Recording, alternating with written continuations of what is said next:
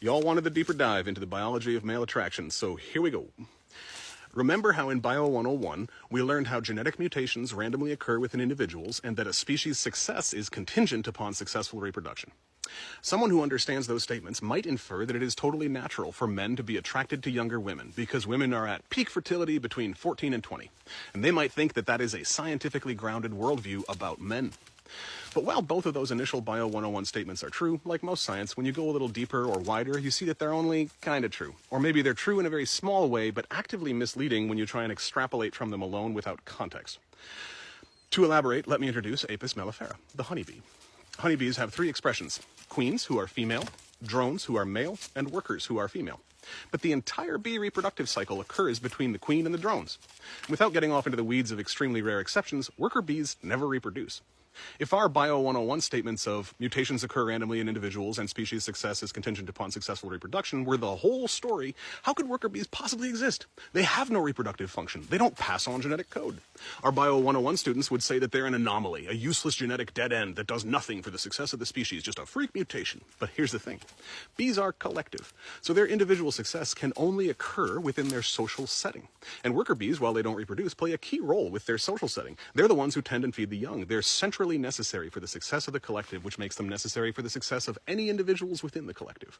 Worker bees are an amazing example of this because they're functionally an entire third gender within the social order of bees that's wholly removed from the genetic cycle. Species with individual survival tactics are pretty rare. Spiders are a good example. They only come together to mate and then they live or die alone with no community support. But humans are not like spiders. Our evolutionary strategy and the evolutionary strategy of all our ancestors for millions of years has been cooperative, collective.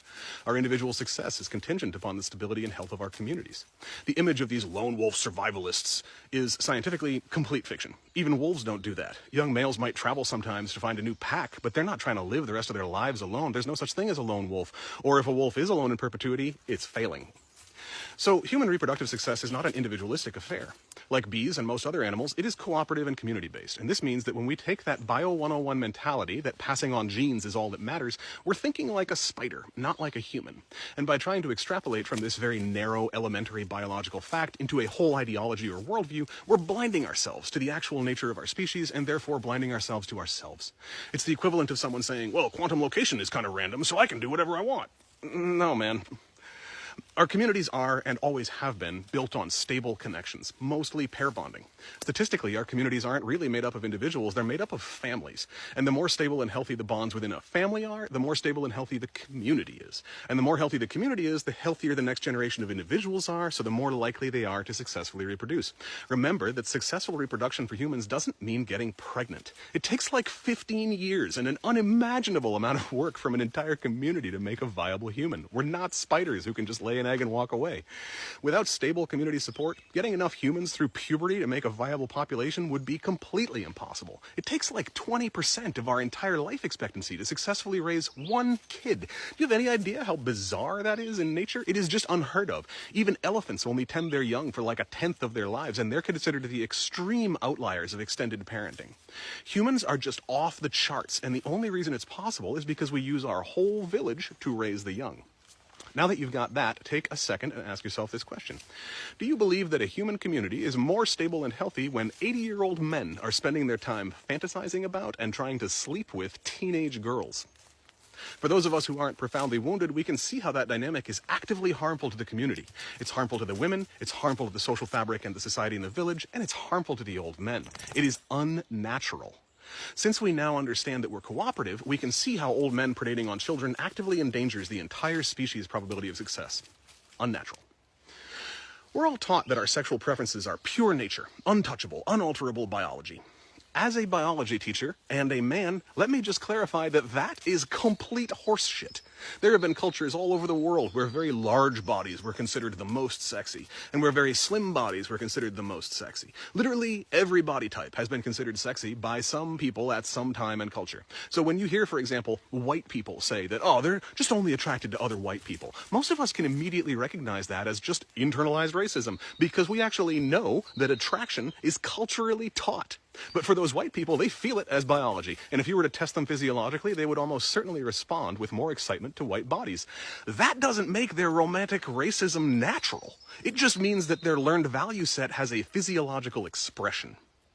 In the exact same way, there is nothing about a 23 or an 18 or a 14-year-old body that is inherently more attractive than a 30 or a 50-year-old's. Nothing. But men in our culture have been aggressively conditioned through every TV show, magazine, corn, modern male culture to sexually idealize youth. Do you know why you've been taught that women with zero hair are sexier? It's because they look like children. Do you honestly think it's natural for full-grown adult men to be attracted to hairless, prepubescent girls? When you step back and look at that, can you start to see how wildly problematic it is that we're taught that? There's obvious reasons. It reinforces male dominance. Men dating much younger women gives those men more control over those women, lets them manipulate them more easily. Healthy adult men want balanced relationships with healthy adult women close to our own age. It's truly amazing that that's a radical statement, that healthy adult men want healthy adult women. Just think about the fact that that's controversial and how problematic that is. Anyway, this wildly unnatural normalized pedophilia also makes it really easy to sell women all kinds of products to look prepubescent, which is very lucrative. And it allows the whole culture to ignore the voices of middle-aged and older women because they're now low value.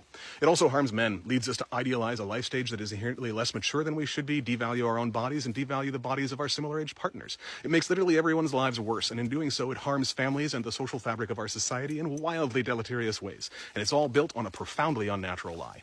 Men, you want to know what's natural biologically? It's natural for you to find a stable pair bond and be a healthy and loving partner, safe parent, and safe elder to everyone in your community.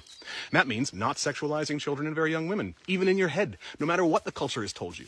You want to know what's biologically grounded? It's being mature and healthy enough to see your partner's hotness as she ages. It's seeing women your age as attractive and yourself as attractive, whatever age you are. That is healthy pro-social role modeling and community engagement, which promotes the success of the species.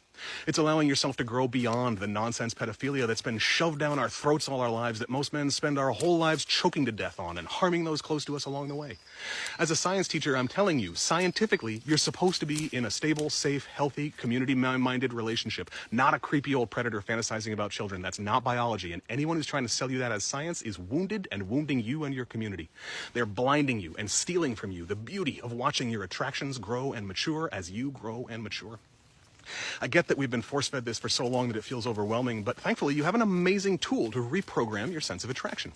If you want to become a healthier man and get your sense of attraction out of the hands of the nonsense, harmful system that we all grew up in and into a more mature and healthy version of yourself, it's super easy. Take it out of their hands and put it into yours. When you love yourself, just start fantasizing about imaginary women your age. If you're not at a place to stop watching corn yet, that's the best, but even if you're not there, at least switch to watching more ethically produced corn, specifically starring women your age. Maybe that'll take some getting used to, but remember that this is your choice. You can choose to stay harmfully attracted to children and become a creepy old man, how the corn industry wants, or you can choose to mature and heal that part of yourself that has been artificially restricted by a system that is harming all of us and holding you back. Who you find attractive is entirely up to you, and as such, it is your responsibility to shape your attractions in a healthy way, and I promise it'll make you feel better. If you're still wondering whether this is natural, just try this for a few months and watch yourself heal and grow. You'll be able to feel how much more healthy, natural, honest, and safe you feel when your attractions are aligned with your age. And you won't need to wonder anymore about what's natural because you'll actually know, unlike all these guys trying to use words like natural and biology to justify learned pedophilia. And now that you know this, men, you have an obligation. You have a duty to remember this when you hear other men reiterating the unnatural, anti-scientific nonsense that men of all ages should be attracted to children. You have a duty to help them understand reality a little better, and to help your whole community heal from these lies. When we talk about the birds and the bees, let's actually talk about the bees, and how they demonstrate that individuals passing on genetic code is not the end of the scientific perspective on attraction. It's about community stability, healthy roles, and letting our attractions grow and shift as we grow and shift.